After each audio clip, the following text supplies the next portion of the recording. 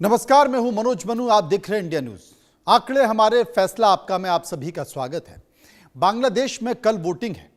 नई सरकार चुनने के लिए देश तैयार है, लेकिन यह चुनाव सिर्फ ढाका की सत्ता का फैसला नहीं करेगा, बल्कि इसका असर भारत की सुरक्षा, कूटनीति और सीमाई राज्यों तक साफ दिखाई दे सकता है।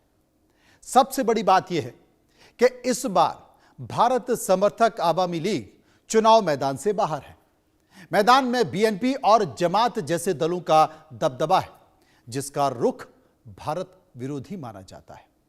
ऐसे में सवाल उठता है कि क्या भारत बांग्लादेश के रिश्ते पहले जैसे रह पाएंगे? इधर पाकिस्तान का आतंकी कनेक्शन भी चिंता बढ़ा रहा है। रिपोर्ट्स के मुताबिक बांग्लादेश की जमीन का इस्तेमाल भारत विरोधी नेटवर्क के लिए होता रहा है।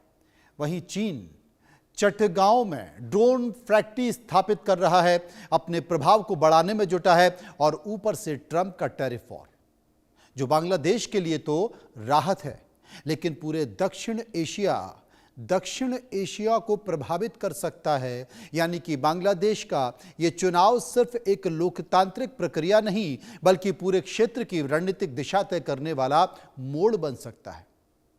ऐसे में सवाल उठता है कि क्या बांग्लादेश की नई सरकार देश में स्थायित्व ला पाएगी? क्या नई सरकार भारत विरोधी एजेंडे पर लगाम लगा पाएगी? क्या पाकिस्तान बांग्लादेश को टेरर लॉन्चपैड बना सकता है? और क्या चीन चटगांव के जरिए बंगाल की खाड़ी में पकड़ मजबूत करेगा?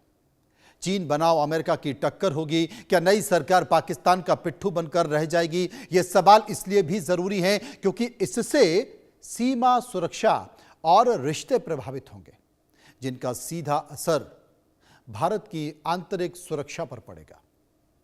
यह भारत के रणनीतिक संतुलन को चुनौती देगा। तमाम ऐसी परिस्थितियां हैं।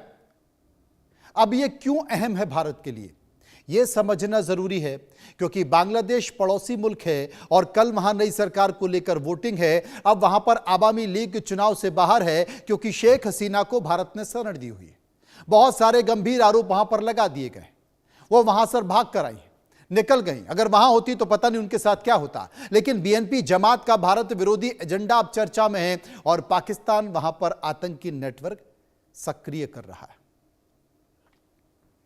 ये तमाम सारे जो समीकरण हैं, वो समीकरण आपको ग्राफिक के तौर पर दिखाई दे रहे हैं, और इनके जरिए मैं आपको बता रहा हूं कि चीन चटगांव में अपनी पैठ बढ़ा रहा है।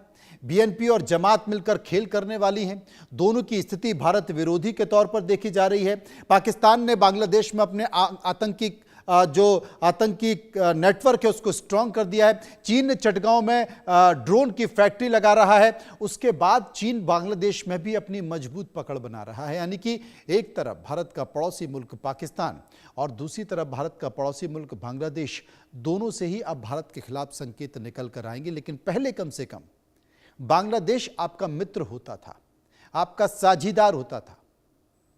चुनाव में क्या होगा नहीं होगा देखने वाली बात है, परिणाम तय करेंगे। लेकिन हमने इस पर एक सर्वे कराया है, जनता से कुछ सवाल पूछे हैं, और उन सवालों को लेकर हम लोगों के पास गए। पहला सवाल जो मैंने पूछा,